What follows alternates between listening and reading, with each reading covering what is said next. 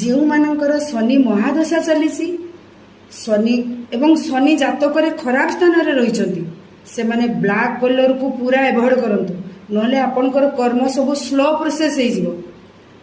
Promotion ହେବାକୁ ଥିଲେ ଅଟକିଯିବ, ଯେକୌଣସି ଶୁଭ କାମ କରିବେ ସିଏ ଅଟକି ଯିବ।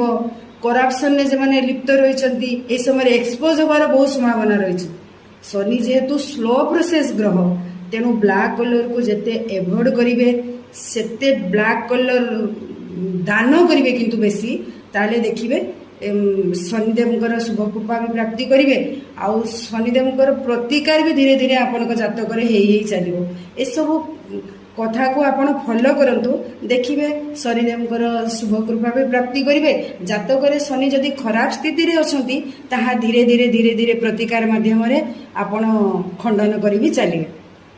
ଜୟ ଜଗନ୍ନାଥ।